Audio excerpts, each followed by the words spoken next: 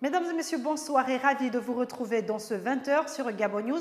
À la une de l'actualité ce soir, ces nouveaux affrontements entre les étudiants de l'université Omar Bongo et les forces de l'ordre à Libreville, une énième guerre qui fait suite à l'incarcération sans fin de Firmin Olo, leur camarade arrêté depuis plusieurs mois déjà, pour plusieurs raisons, notamment le trouble à l'ordre public. Reportage dans un instant.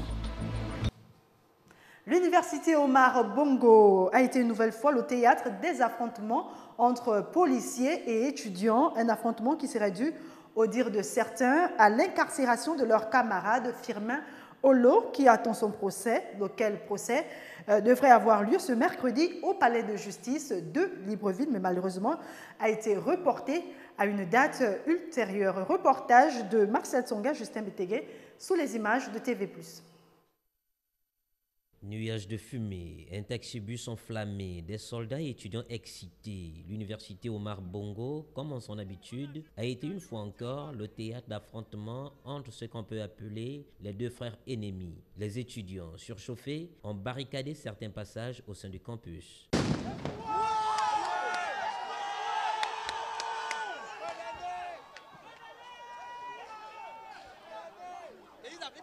Militaires et étudiants sont face à face. Les premiers armés de gaz lacrymogène et les autres de pierre. On a juste des cailloux, une tire à balles réelles.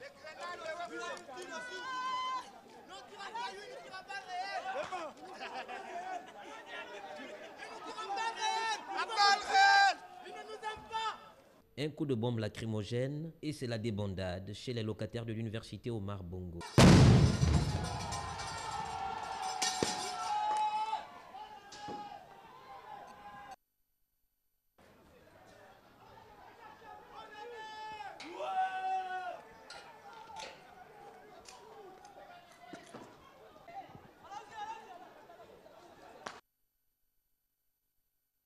L'espoir est-il permis, celui de voir le temple du savoir terminer une année académique en toute beauté, sans heurts? Est-il permis d'espérer voir les militaires et étudiants fumer le calumet de paix? Gaz lacrymogène et pierres pourront-ils être classés définitivement dans les tiroirs de l'histoire? C'est le souhait des parents qui n'ont pas assez de moyens pour envoyer leurs enfants à l'étranger, moins encore dans des écoles supérieures aussi coûteuses. Depuis mardi dernier, les agents de Bouygues Énergie, ex-Sogec, à travers leur syndicat, ont initié un mouvement d'avertissement à l'endroit de leur hiérarchie. Ils s'insurgent contre les licenciements économiques d'une soixantaine de leurs collègues et surtout les prélèvements opérés sur leur salaire pour le compte de la Caisse nationale d'assurance maladie et de garantie sociale. Reportage de Justin Biteki.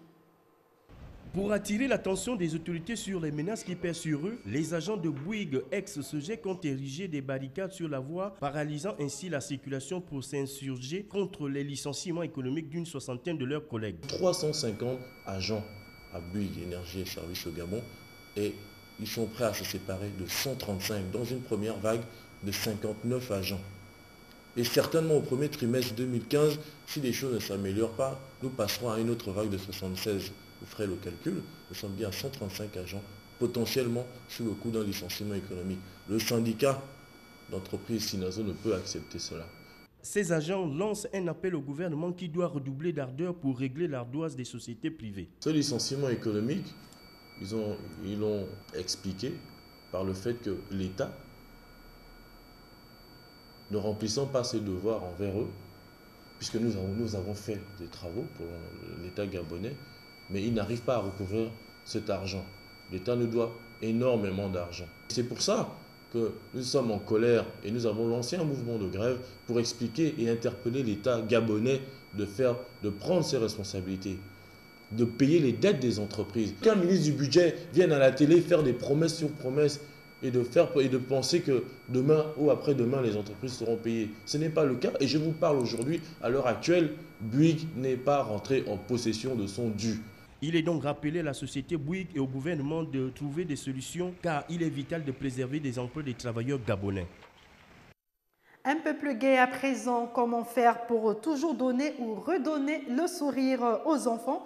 C'est en tout cas la préoccupation de l'OIDF, entendez Observatoire international pour l'intégrité et la dignité de la famille, qui fait du sourire son programme de sensibilisation, un programme qui s'inscrit bien sûr dans la lutte contre l'épilepsie.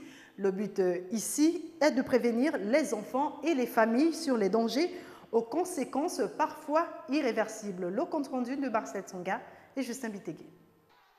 C'est une école primaire confessionnelle de l'Alliance chrétienne de Libreville qui a été choisie pour la 2e édition de sensibilisation sur ce qui peut faire perdre le sourire à un enfant. Le programme Sourire, c'est un programme qui est dédié aux enfants, aux petits-enfants. En fait, bien sûr, qui parle de leur santé, qui parle de leur bien-être, parce qu'un enfant qui est en difficulté, qui est malade, qui est mal à l'aise, il ne peut pas sourire. Or, on sait que le sourire, la joie, c'est le propre des enfants. Et donc, simplement, son programme est donc dédié aux enfants, mais bien sûr, il a pour cible les enfants, les parents et les encadreurs. Donner ou redonner le sourire, un remède pour les enfants, estime la coordinatrice générale de l'OIDF, Pascaline Obama-Onda. Le sourire, c'est l'élément principal d'un enfant. Un enfant, c'est la joie. Un enfant est symbolisé par le sourire, le rire, l'innocence qui présente l'innocence. Et nous savons qu'un enfant, pour s'exprimer, lorsqu'il est mal à l'aise, il ne sourit pas, il pleure. Et donc, les pleurs sont un moyen de pouvoir, si vous voulez, alerter les enfants, alerter les parents, pardon. Et donc, nous avons pensé le tituler Sourire. Et sourire, c'est quoi? Le programme Sourire, c'est un programme qui s'articule autour des affections. En fait, c'est de la prévention que nous faisons. Donc, la prévention, justement, par rapport à la lutte contre l'épilepsie, nous pensons que nous n'avons pas besoin simplement d'intervenir pour des enfants qui présentent déjà cette affection. Nous pouvons prévenir les enfants, prévenir les parents, d'autres parents qui ont encore la possibilité de faire quelque chose par rapport à leurs enfants. Avec le mouvement évangélique et santé, l'Observatoire international pour l'intégrité et la dignité de la famille entendent par cette sensibilisation donner et redonner le sourire aux enfants, ces êtres fragiles sans défense qu'il faut protéger. Restons toujours dans le cadre de la sensibilisation par l'OIDF où sa coordinatrice générale, Pascaline Obama-Onda, lance un appel aux parents, celui de prendre davantage soin des enfants et surtout de veiller sur leur santé. Elle est au micro de Marcia Tsanga. Chers parents, nous vous invitons vraiment, nous vous encourageons à pouvoir recevoir déjà vos enfants par rapport aux informations qu'ils vous donneront, mais surtout en dehors du programme pour les plus petits, parce que nous avons ciblé le primaire, nous aurions pu cibler le secondaire et autres, mais nous avons ciblé le primaire parce qu'effectivement le primaire, les enfants entre 6 ans et 12 ans sont parfois les enfants qui sont plus ou moins autonomes, mais qui présentent le plus de situations difficiles, de complications. Donc pour ces enfants, vraiment parents, veillez à ce que les enfants puissent avoir une bonne hygiène buccale, donc se brosser les dents correctement. Et si vous constatez qu'il y a une carie, vraiment lorsque vous pouvez, rapprochez-vous d'une structure sanitaire. C'était le journal de la rédaction. Merci pour votre attention. L'information se poursuit sur notre site www.gabonnews.com. Je vous retrouve demain lorsqu'il sera 20h.